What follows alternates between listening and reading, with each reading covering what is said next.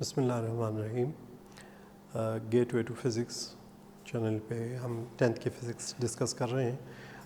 Current electricity जो unit 14 है उसके ऊपर मुख्तलिफ जो टॉपिक्स हैं हम उनको व्यू कर रहे हैं। आज का हमारा जो टॉपिक है वो इलेक्ट्रिकल एनर्जी से मुतल्लिक है कि हम इलेक्ट्रिकल एनर्जी की जो इक्वेशंस हैं, जो डेरिवेशंस हैं, वो हमने थोड़ी करनी है। लेकिन मैं यहाँ पे थोड़ी सी चीज़ क्लियर कर दूँ कि लगभग अब दुनिया में शायद ही कोई गोशा ऐसा हो जहाँ पे बिजली ना हो या इलेक्ट्रिसिटी ना हो। अब इलेक्ट्रिसिटी जो हम कंज्यूम करते हैं तो हम कहते हैं कि जी वायर्स के ज़रिए हमें इलेक्ट्रिकल एनर्जी मिलती है। लेकिन ये इलेक्ट्रिकल एनर्जी आती कहाँ से है, ये जो करंट है इसके अंदर पैदा कैसे हो जाती है या हम इससे ड्रॉ कैसे करते हैं। तो यहाँ पे इलेक्ट्रिकल एनर्जी से मुराद ये होती है कि जब ये इलेक्ट्रिकल एनर्जी किसी इंस्ट्रूमेंट, किसी अप्लायंस में, किसी चीज़ के अंदर जाती है तो वहाँ पे हम थोड़ी देर के लिए एज्यूम करेंगे कि कोई एनर्जी लॉस नहीं है। जितनी एनर्जी हमने जो है तो उस अप्लायंस को दी उसने सारी की सारी हमें कन्वर्ट कर दी। फॉर एग्जांपल अगर हमारे पास एक बल्ब था तो हमने उसको जितनी भी एनर्जी दी उसने वही एनर्जी हमें लाइट में कन्वर्ट कर दी, या अगर एक हीटर था तो उसने उसको हीट में कन्वर्ट कर दिया। सो यूँ हमारे पास कुछ, लेकिन ये इसके अंदर इलेक्ट्रिकल एनर्जी आती कहाँ है, तो इसके लिए हम थोड़ा सा पीछे जाएंगे जब हमने पोटेंशियल डिफरेंस की बात की थी। आपको याद होगा कि जब हम पोटेंशियल डिफरेंस की बात कर रहे थे तो मैंने आपसे कहा था कि हम एज्यूम करते हैं कि एक पानी की टैंकी है, वाटर टैंक है, कहीं छत के ऊपर ऊंची जगह पे पड़ा हुआ है और हम नीचे से एक एक बकेट पानी की भर रहे हैं और उसमें डाल रहे हैं। तो आप उस वक्त जो हम काम कर रहे थे, जो हम वर्क कर रहे थे, वो वर्क उसके अंदर स्टोर हो रहा था और अब वही स्टोर्ड वर्क जो है या वही उसके अंदर जो पोटेंशियल स्टोर हो गया है वो पोटेंशियल। और याद रखिएगा कि ये जो हम पोटेंशियल डिफरेंस का जो कॉन्सेप्ट लेते हैं तो हम यही कहते हैं कि वो हाई पोटेंशियल है जहाँ पे टैंक पड़ा हुआ है, और जहाँ पे हम उसका पानी ले रहे हैं वो लो पोटेंशियल है। So the water flows from high potential to low potential. The same is case with the current, कि वो जो हमने वर्क किया है वो जिस तरीके से मैकेनिकल तरीका है या कोई केमिकल मेथड है, जो भी तरीका है, यानी चाहे हम वो बैटरियों के ज़रिए हासिल कर रहे हैं या जनरेटर के ज़रिए जो है तो हम वो जो वर्क कर रहे हैं, अब वो जो वर्क है वो उस चार्ज के अंदर या तो स्टोर्ड है या उसकी मोशन की शक्ल में, लेकिन वो जो उसके अंदर इलेक्ट्रिकल एनर्जी है, वो जो फ्लोइंग चार्ज है उसके अंदर जो एनर्जी है, उस एनर्जी को हम ड्रॉ करें। तो आप जानना चाहते हैं कि उसके अंदर एनर्जी कितनी है। आपको याद होगा कि हमने पढ़ा था कि जो पोटेंशियल होता है V, it is the amount of work done on the quantity of charge. So V is equal to W/Q। अगर मैं इसको अब इधर शिफ्ट कर दूं तो ये कुछ U बन जाता है, W is equal to V multiply by Q। अब अगर मैं दोनों साइड्स के ऊपर T से डिवाइड कर लूँ, और नेचुरली T से डिवाइड करने का भी एक ख़ास मकसद है, वो भी आप देख लेंगे। सो multiplying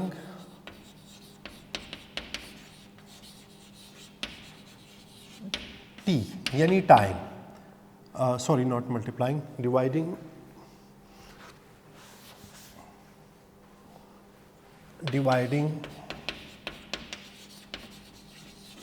T on both sides। अब VQ is equal to W है, यहाँ भी T से डिवाइड कर लेते हैं, यहाँ भी T से डिवाइड कर लेते हैं। अब याद होगा आपको कि Q/T हमारे पास I के इक्वल होता है, I is equal to Q/T। और नाइन्थ की अगर फिजिक्स को आप रिकॉल करें तो रेट ऑफ डूइंग वर्क यानी work divided by time is equal to power. तो ये हमारे पास कुछ I बन जाता है और ये हमारे पास P बन जाता है। अब P जो है पावर को दूसरी तरह रहने देते हैं, according to the Ohm's law V is equal to IR। अब इसकी जगह पे हम IR पुट कर देते हैं। सो IR, ये I अपनी जगह पे is equal to P। P is equal to I into I square R। अगर आप थोड़ी देर के लिए फिर इधर आ जाइए, अगर मैं इधर T दोनों साइड्स पे मल्टीप्लाई कर दूं तो ये कट जाता है। आपको याद होगा कि इस वर्क को हमने एनर्जी भी कहा था कि ये जो 9th में अगर आपको याद हो टॉपिक, तो हम जब पावर की बात कर रहे थे या एनर्जी की बात कर रहे थे, तो हमने कहा कि ये आपस में इंटर रिलेटेड, ये जो W है ये वर्क भी हो सकता है और ये एनर्जी भी हो सकता है। तो यानी power into time is equal to work और एनर्जी। सो मल्टीप्लाई, यहाँ पे हम मल्टीप्लाई कर देते हैं T on both sides. P multiplied by T is equal to I square R multiplied by T. अब पावर इंटू टाइम, जैसे कि आप देख सकते हैं यहाँ पे चूँकि हम इलेक्ट्रिकल एनर्जी की बात कर रहे हैं और वैसे भी आपको मालूम है कि work and energy are inter convertible, so E is equal to I square R T. Electrical energy जो हमें मिलती है वो डिपेंड करती है क्वांटिटी ऑफ करंट के ऊपर, रेजिस्टेंस और टाइम के ऊपर कि कितने टाइम तक आप उसको यूज़ कर रहे हैं। बुक में आपके कुछ फर्दर कन्वर्जन्स किए हुए हैं जो कि मैं आप लोगों की आसानी के लिए कर देता हूं। हालांकि this is the fundamental equation, you don't need to go ahead, लेकिन बुक में चूंकि किया गया है तो मैं वो आप लोगों को समझाने के लिए, ये जो आई स्क्वायर है मैं इसको आई और आई दो दफ़ा लिख देता हूँ। एक दफ़ा तो आर मेरे पास मौजूद है, मैं इसके साथ यूँ आर लगा देता हूँ। इसके साथ अगर मैं आर लगाना चाहूँ तो मुझे अपने आप से तो लगा नहीं सकते, सो आर और आर मुझे करना पड़ेगा। और ये जो टी है उसको मैंने अपनी जगह पे लिख दिया। अब आई आर और आई आर आप जानते हैं कि according to the Ohm's law this is equal to V, तो इसकी जगह मैं लिख सकता हूँ V dot T divided by R. V into V square T divided by R. आपकी बुक में इलेक्ट्रिकल एनर्जी के लिए ये क्वेश्चन भी दी गई है। सो ये क्वेश्चन हमें जो इलेक्ट्रिकल एनर्जी हम रिसीव करते हैं उसका एक आइडिया देती है कि वो वोल्टेज के स्क्वायर पे, टाइम पे और रेजिस्टेंस के रेसिप्रोकल होती है। आप कौन सी इक्वेशन हमने यूज़ करनी है ये आपने उस क्वेश्चन के ऊपर डिपेंड करता है। जब आप उस क्वेश्चन में जाएंगे वहाँ पे आपने उसको देखना है और वहाँ पे आपके सामने आएगी। अब यही जो इक्वेशंस हैं यही हमारे पास जॉल्स लॉ में भी आती हैं। Joules law of heating. What is joules law of heating? बहुत सिंपल, यही एनर्जी की ही बात डिस्कस करता है। सिर्फ फ़र्क ये है कि जो हम इलेक्ट्रिकल एनर्जी से ड्रॉ करते हैं वो हीट जो प्रोड्यूस होती है, जो हीट डिसिपेशन होती है, तो जॉल्स लॉ ऑफ हीटिंग।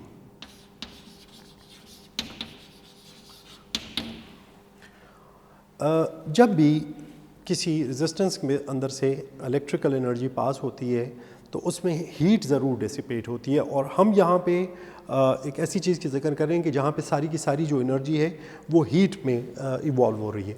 अब हीटिंग जो है, जो जिसको हम H से शो करते हैं, this is I square R T.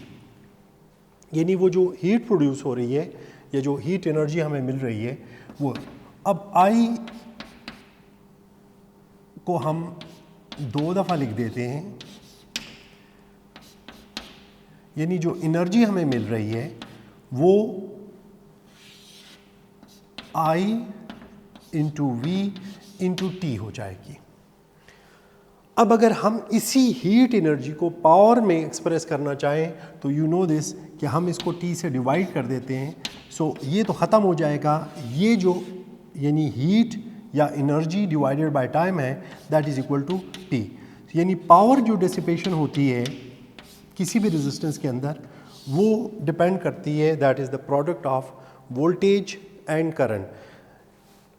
जितना भी हम पावर कंज्यूम करते हैं, जो स्टेबलाइजर्स होते हैं या ट्रांसफार्मर्स होते हैं, इनका बेसिक कॉन्सेप्ट यही होता है कि अगर आप वोल्टेज को बढ़ाएंगे तो करंट कम हो जाएगा, यही चीज़ें।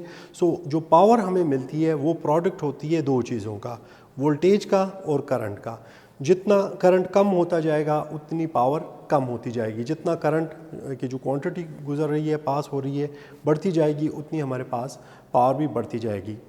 ये जो हमारे पास एनर्जी सेवर्स हैं या LEDs हैं, उन पे ऊपर अगर आप देखें तो उनमें जो क्वांटिटी ऑफ करंट है वो मिली एम्पेयर्स के अंदर होती है। उसके मुकाबले में अगर आप बल्ब को देखें तो उसके अंदर क्वांटिटी जो है अगरचे कि एम्पेयर तक नहीं पहुंचती है लेकिन काफ़ी करीब हो जाती है। और अगर उसके अलावा अगर आप इससे भी बड़े चीज़ों को देख लें, हाई जो ड्यूटी अप्लाइंसेस हैं, फॉर एग्जांपल हीटर है हमारे पास या इलेक्ट्रिक केटल है, तो उनके अंदर क्वांटिटी ऑफ करंट, वोल्टेज तो सबके लिए वही 220 वोल्ट ही रहता है पाकिस्तान के अंदर जो हम यूज़ करते हैं 220, लेकिन उसके अंदर जो क्वांटिटी ऑफ करंट है, तो जितना क्वांटिटी ऑफ करंट बढ़ता जाएगा उतना पावर जो है या पावर डिसिपेशन जो है बढ़ता जाएगा। These are the few things regarding ये जो हमारे टॉपिक्स बुक में थे उनसे इसमें कोई और ख़ास इतनी इम्पोर्टेंट इसमें कुछ थोड़ा सा उन्होंने फर्दर भी इसको किया हुआ है, मैं वो भी आप लोगों के लिए पावर के लिए कुछ इक्वेशन P = I² RB जो हमने यहाँ से देखा था उसको भी आप कर सकते हैं, और दूसरा V² R वो हमने पीछे भी P = V² R, ये इक्वेशन भी जो यहीं से ही हमें मिल जाती है कि अगर P = V × I है। अब यहाँ पे मैं इसको भी R से मल्टीप्लाई कर लेता हूँ और R से डिवाइड कर देता हूँ, तो ये R × R सॉरी IR जो है हमारे पास V बन जाता है ये, और R नीचे, so V × V V², so P = V² R। But once again remember, अगर आप स्टेबलाइज़र्स को भी देख लें तो स्टेबलाइज़र के ऊपर यही लिखा होता है P = V × I, और स्टेबलाइज़र आपके लिए यही करता है कि अगर वोल्टेज और करंट का जो कम्बिनेशन होता है वो नेट पावर आपके लिए सेम रखता है। डियर स्टूडेंट, यहीं पे मैं इसी के अंदर एक दूसरे कॉन्सेप्ट को भी इसके अंदर ही मर्ज कर दूंगा, बजाय इसके कि उसके ऊपर हम एक अलहदा से इंडिपेंडेंट वीडियो बनाएं। वो है कॉस्ट ऑफ इलेक्ट्रिकल एनर्जी। अब हम ये सारे जानते हैं कि ये जो हमें इलेक्ट्रिकल एनर्जी मिलती है वो I² RT है ये, लेकिन इसमें इशू ये है कि इसके अंदर जो टाइम है, जो हम सिस्टम इंटरनेशनल यूज़ कर रहे हैं, इसके अंदर टाइम सेकंड्स में है, करंट एम्पेयर में है, रेजिस्टेंस ओम में, तो यहाँ से जो एनर्जी हमें मिलती है that is in joules. जॉल is basically जॉल is a very small unit. अगर आप अपने इलेक्ट्रिकल ये जो आपके मीटर होते हैं घरों के बाहर लगा होता है, उसको अगर आप देखें तो वहाँ पे लिखा होता है kWh meter. Now we know that K stand for 1000, W for watt and H for R.